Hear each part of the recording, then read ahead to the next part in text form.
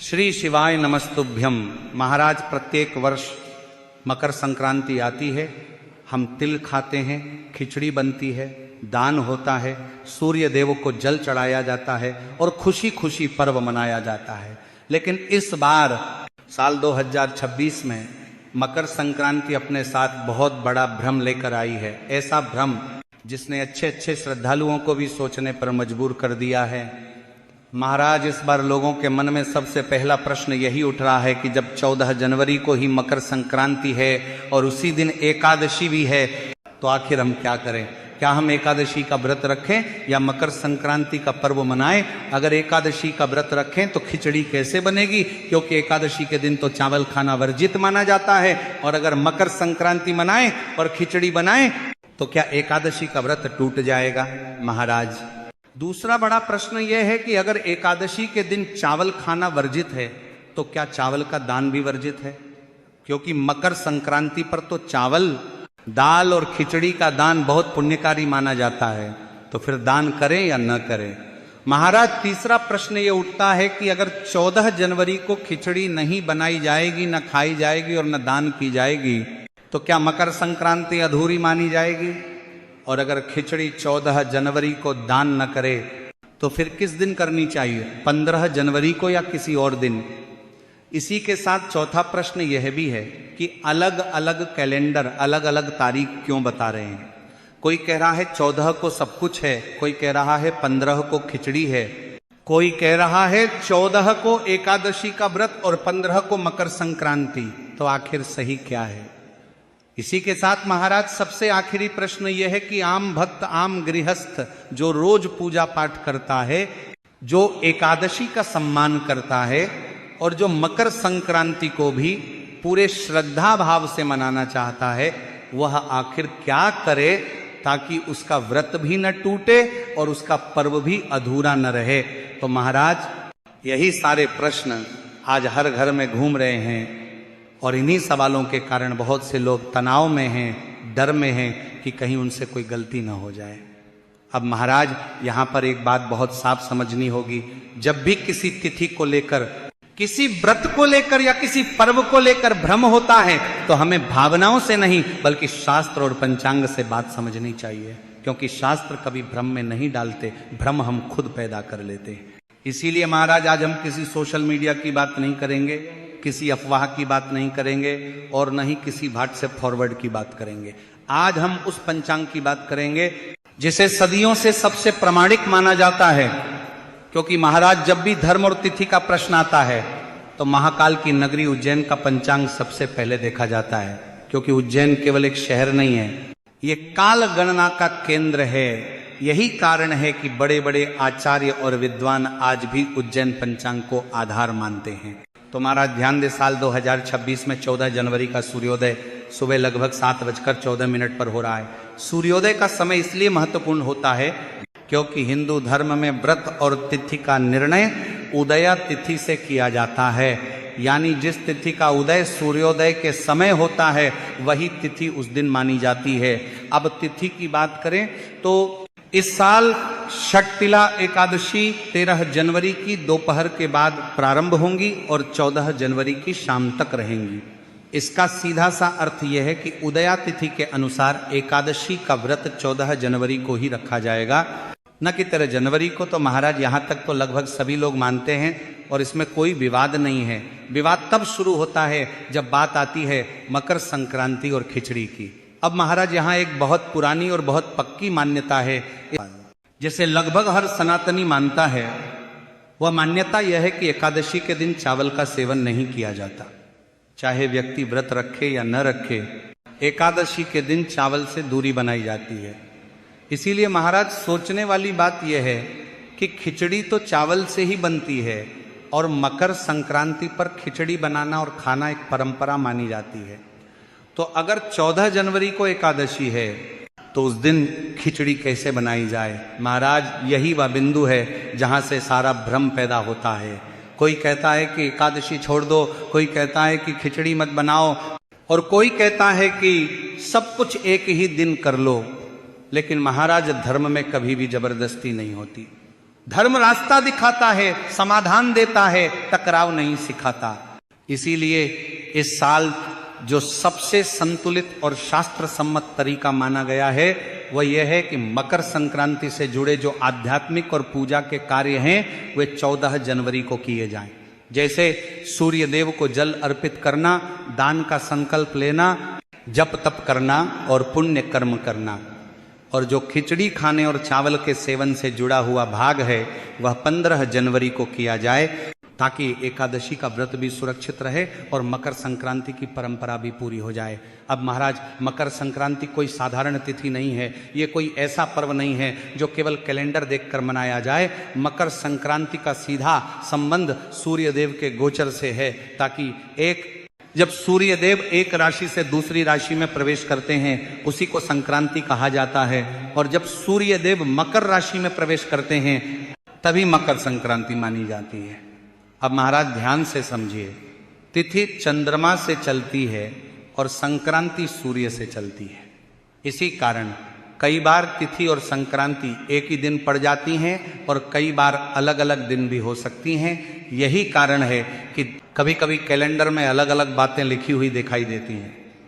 इसीलिए महाराज साल 2026 में सूर्य देव 14 जनवरी को मकर राशि में प्रवेश कर रहे हैं। यह प्रवेश दोपहर के समय हो रहा है। इसका सीधा अर्थ यह है कि मकर संक्रांति का वास्तविक आध्यात्मिक समय 14 जनवरी को ही बन रहा है। सूर्य देव का गोचर बदले बिना मकर संक्रांति हो ही नहीं सकती। महाराज, अब यहाँ एक बहुत महत्वपूर्ण बात समझने वाली है। सनातन धर्म में जब भी सूर्य देव से जुड़ा कोई पर्व होता है तो उसमें समय बहुत मायने रखता है। सूर्योदय, सूर्य का गोचर और दिशा, इन सब का विशेष महत्व होता है। इसी कारण मकर संक्रांति पर सूर्य देव को जल अर्पित किया जाता है, दान किया जाता है और पुण्य कर्म किए जाते हैं। अब महाराज बात करते हैं एकादशी की। एकादशी का व्रत भगवान विष्णु को समर्पित माना जाता है। ये व्रत केवल भूखा रहने का नाम नहीं है, बल्कि संयम, शुद्धता और नियम का व्रत है। इसी कारण एकादशी के दिन कुछ चीजों को पूरी तरह वर्जित माना गया है, जिनमें सबसे प्रमुख है चावल। इसीलिए शास्त्रों में यह स्पष्ट कहा गया है कि एकादशी के दिन चावल का सेवन नहीं करना चाहिए। बहुत से लोग ये सोचते हैं कि अगर हमने व्रत नहीं रखा तो क्या तब भी चावल नहीं खाना चाहिए? इसका उत्तर है हाँ, तब भी नहीं खाना चाहिए, क्योंकि एकादशी की तिथि अपने आप में पवित्र होती है, केवल व्रत रखने वाले के लिए नहीं बल्कि सभी के लिए। अब महाराज, इसी नियम के कारण सबसे बड़ा प्रश्न खड़ा होता है, जब 14 जनवरी को एकादशी है और उसी दिन सूर्य देव मकर राशि में प्रवेश कर रहे हैं, तो मकर संक्रांति का पर्व कैसे मनाया जाए? क्योंकि मकर संक्रांति की पहचान ही खिचड़ी, चावल और दान से जुड़ी हुई है। तो महाराज, यहाँ पर शास्त्र बहुत सुंदर समाधान देते हैं। धर्म कभी भी टकराव नहीं सिखाता। धर्म ये नहीं कहता कि एक व्रत के लिए दूसरे पर्व को छोड़ दो, बल्कि धर्म यह सिखाता है कि कैसे दोनों का सम्मान करते हुए सही मार्ग अपनाया जाए।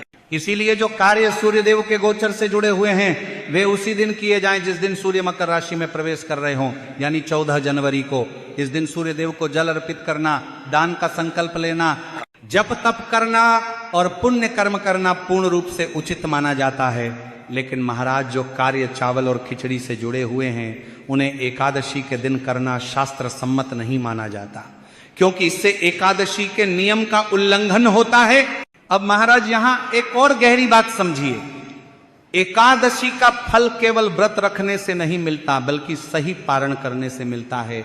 पारण द्वादशी के दिन किया जाता है, और शास्त्र ये भी कहते हैं कि अगर द्वादशी के दिन सही तरीके से भोजन न किया जाए तो एकादशी का पूरा फल प्राप्त नहीं होता है। अतः महाराज, इस वर्ष 14 जनवरी को एकादशी के नियमों का पालन करते हुए मकर संक्रांति से जुड़े आध्यात्मिक कार्य किए जाएं, और 15 जनवरी को द्वादशी के दिन खिचड़ी बनाई जाए, खाई जाए और दान की जाए। ऐसा करने एक तरफ एकादशी का व्रत भी सुरक्षित रहता है और दूसरी तरफ मकर संक्रांति की परंपरा भी पूरी हो जाती है। न व्रत टूटता है, न पर्व अधूरा रहता है। अब महाराज, कुछ लोग ये पूछते हैं कि अगर खिचड़ी 15 जनवरी को बनाई जाए तो क्या वह मकर संक्रांति की मानी जाएगी? इसका उत्तर है हाँ, क्योंकि यहाँ भाव और नियम दोनों का पालन हो रहा है। खिचड़ी का उद्देश्य केवल खाना नहीं है बल्कि दान और पुण्य है, और जब वह सही नियम के साथ किया जाता है तो उसका फल भी पूरा मिलता है। अब महाराज यहाँ एक और भ्रम को दूर करना जरूरी है। बहुत से लोग सोचते हैं कि दान केवल 14 जनवरी को ही करना चाहिए, लेकिन शास्त्र कहते हैं कि दान का फल तिथि से ज्यादा भावना और पात्रता पर निर्भर करता है। अगर आप सही व्यक्ति को सही भावना से सही समय पर दान करते हैं तो वह दान अवश्य फल देता है। इसलिए अगर 15 जनवरी को खिचड़ी, चावल, दाल या तिल का दान किया जाता है तो वह भी पूर्ण पुण्य देता है, उसमें कोई दोष नहीं लगता है। अतः महाराज, इस साल मकर संक्रांति और एकादशी का संयोग कोई समस्या नहीं है, बल्कि एक अवसर है। अवसर इस बात का कि हम धर्म को समझदारी से अपनाएं, न कि जल्दबाजी में। अब महाराज, मकर संक्रांति का नाम सुनते ही अधिकतर लोगों के मन में खिचड़ी, तिल और दान की तस्वीर आ जाती है, लेकिन सच ये है कि मकर संक्रांति का मूल आधार सूर्य देव हैं। जब तक सूर्य देव का गोचर नहीं होता तब तक मकर संक्रांति नहीं मानी जाती है। अब महाराज, बहुत से लोग सुबह उठते ही स्नान करके सूर्य देव को जल चढ़ा देते हैं, इसमें कोई दोष नहीं है। लेकिन जब मकर संक्रांति जैसे विशेष दिन की बात आती है तो सही समय का पालन करने से पुण्य कई गुना बढ़ जाता है। इस साल सूर्य देव 14 जनवरी को दोपहर के लगभग 2:30 बजे के बाद मकर राशि में प्रवेश करते हैं। इसका अर्थ यह है कि मकर संक्रांति का वास्तविक शुभ काल उसी समय से प्रारंभ होता है। इसलिए जो भी विशेष उपाय, दान का संकल्प या विशेष पूजा करनी हो, वह उसी समय के बाद करना अधिक शुभ माना जाता है। अब महाराज, यहाँ एक और गहरी बात समझिए। जब सूर्य देव मकर राशि में प्रवेश करते हैं तभी उत्तरायण का प्रारंभ माना जाता है।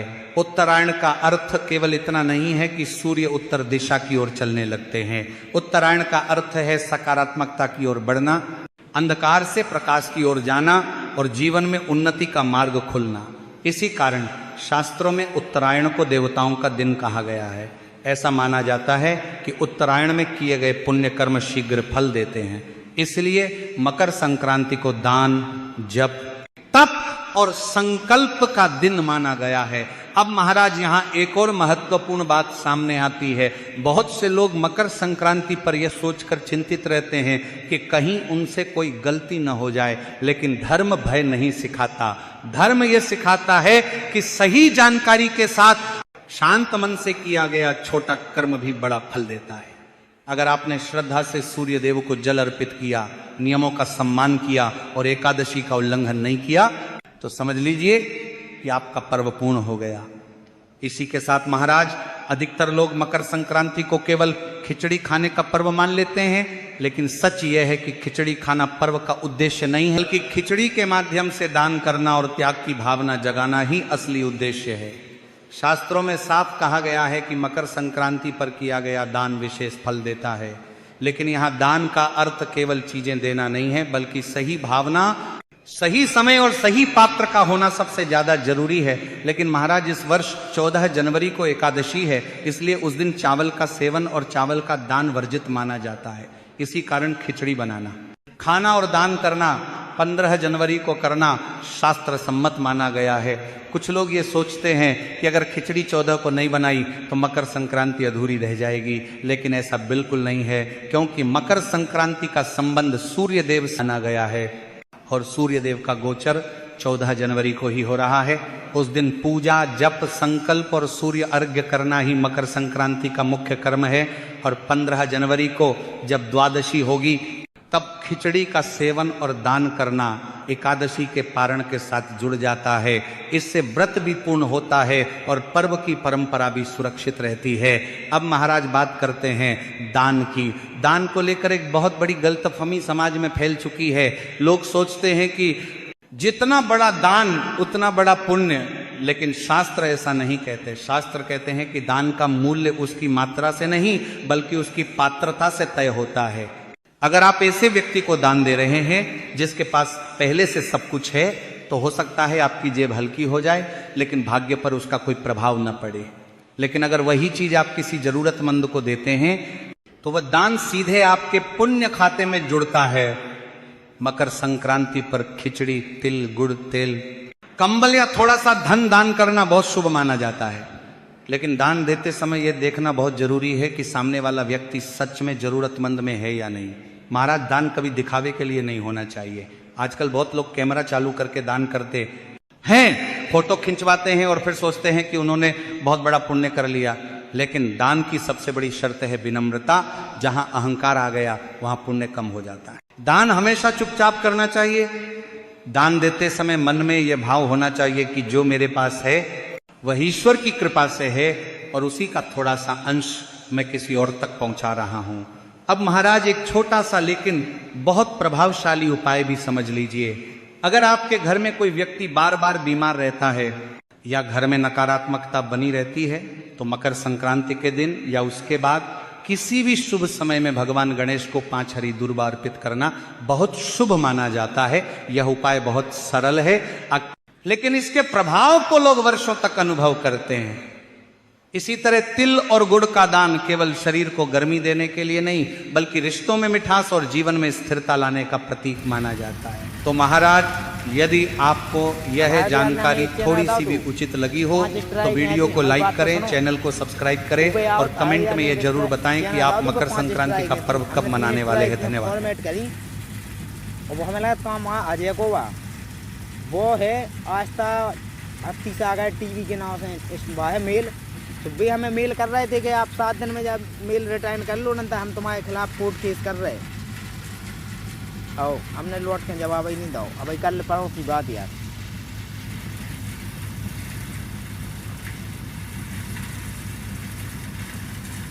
आओ जज्जा आस्था भक्ति सागर टीवी। और पता है एक चीज़ और समझो, राजन महाराज की वीडियो और आस्था भक्ति टीवी में स्ट्राइक कैसे आ जाए? वो AID से आई हैं प्रदीप मिश्रा के पे। अब जाओ सुन लो, तो हम डराने नहीं हैं। हम समझ गए बात के जो फर्जी बाड़ा काम है, यही हम डराने नहीं हैं। अब हमें वो मेल कर रहे।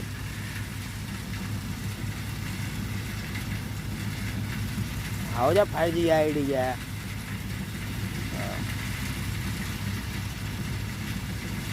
आओ पता है। आओ, हमने सोची मन में कि अगर कौन हमें मेल रिटर्न कर रहा हो, उससे पहले वो खुद रिजेक्ट नहीं कर सकता। समझ गो, एक बात समझ गो। मैं बिलास लिखो तो कि तुम्हारे खिलाफ साइबर क्राइम केस दुनिया भर को मैंने उनको जवाब ही नहीं दो। काल है वो हमें लोकेशन निकाल के भेज दी तूने हमें वापसी।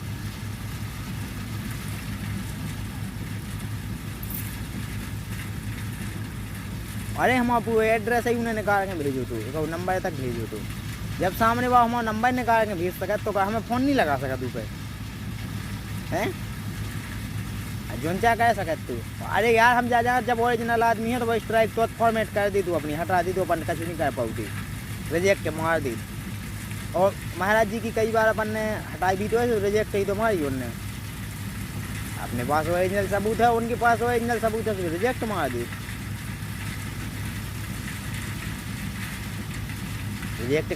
रिजेक्ट कर दी। अब ये फायदी वाड़ा कर रहा है, फेक स्ट्राइक में मार रहे। ये कहाँ से रिजेक्ट कर पे? ये कैसे कर दे रहा? फेक स्ट्राइक रिजेक्ट कर ही नहीं पे। अपन ओरिजिनल डॉक्यूमेंट हैं, एक बार रिजेक्ट हो ही नहीं पाऊ, कई दो पाएगा तो पन्नो। अरे हम तो बड़ा ही लगा रहे, तुम कभी नहीं कर पे ओरिजिनल यार।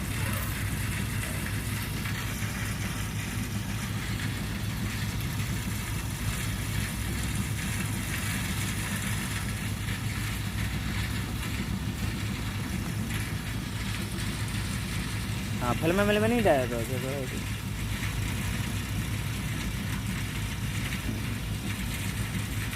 हाँ।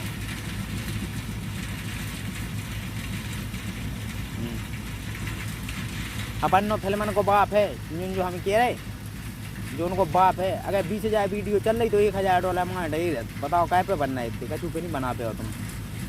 आओ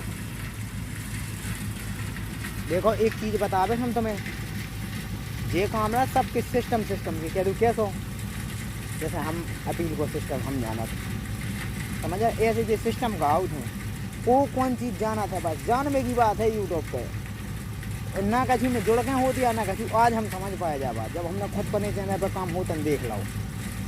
आओ हम तो ऐसे ही आदमी हैं कि तुम अकेले दिखा तो दो एक रात दूसरा हम ही करें वो काम। कौन वो अब डायरेक्ट नहीं हटवा सका हमारा पैसा है मैं चलिए पैसा लेंगे अब चैनल ले आवे कौन हमें मिलेगा 1 रुपया 10 नवंबर को हो हमारी सैलरी वो पेमेंट हो जाए 1 महीना की क्या देखें अब तो अपन डायरेक्ट नंबर है उनको अपन डायरेक्ट जोड़ सकते।